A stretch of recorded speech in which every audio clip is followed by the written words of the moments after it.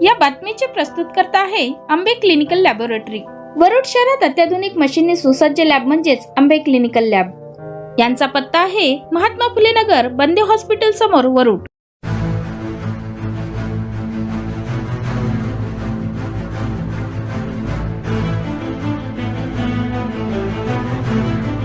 शेतकऱ्यांना गारपीटग्रस्ताचे पैसे मिळण्याकरता आज काही शेतकरी बांधव तहसीलदार साहेबांना निवेदन देणार आहे। आपल्यासोबत बबलू पावळे, काय सांगू शकाल सर? वरुड तालुक्यामध्ये सन 2023मध्ये मोठ्या प्रमाणात अतिवृष्टी झाली आणि शेतकऱ्याचे फार मोठे नुकसान झाले।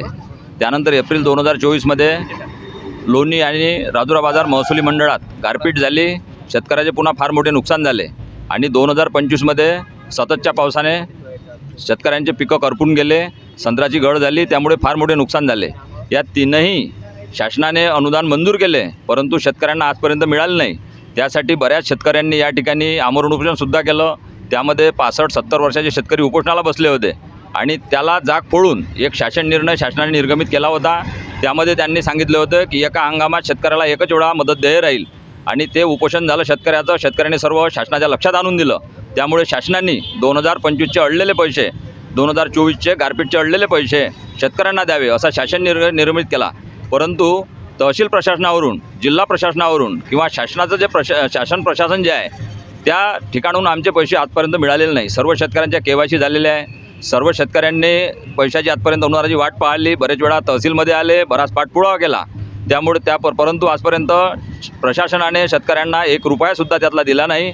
जे 3 हेक्टरच्या आतील शेतकरी आहे त्या लोकांना काही पैसे दिले आणि आता आम्हाला सांगितलं होतं की आचारसंहिता आहे, ते झाल्यानंतर देणार आहे। हो लावतात, कोणी म्हणतात की 1 महिन्यात पैसे मिळेल, कोणी म्हणतात 2 महिन्यात मिळेल, पण शेतकरी चिंताग्रस्त झालेला आहे, ते पैसे मिळाले नाही। त्यासाठी आम्ही सर्व शेतकरी आज या ठिकाणी एकत्र झालेलो आहोत। आमच्या पैशाचं काय, अतिवृष्टी 2024, गारपीट 2024, सततचा पाऊस 2025, या तीनही पैशाचं ज्या शेतकऱ्यांना पैसे मिळाले नाही त्या संदर्भात काय म्हणणं आहे तुमचं, प्रशासनाचं, शासनाचं, ते आम्हाला तुम्ही सांगा। यासाठी सर्व शेतकरी एकत्रित झालेलो आहे।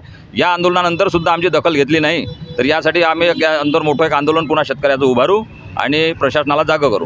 सर, येत्या 4 नोव्हेंबरला प्रशासनाने GR काढला होता की सर्व शेतकऱ्यांना अनुदान मिळणार आहे, एक विशेष बाब म्हणून।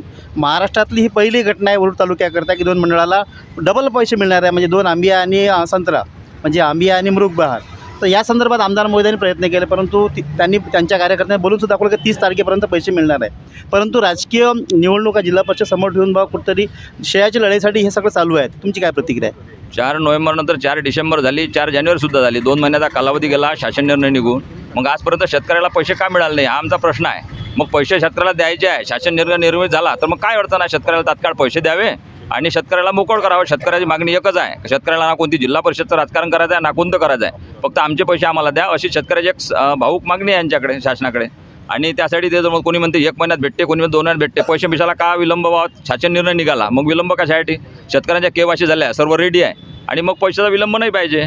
आता 1 महिना सांगत आम्हाला इतके जवळपास आता 1 वर्षाच्या 1.5 वर्षावर कालावधी झाला।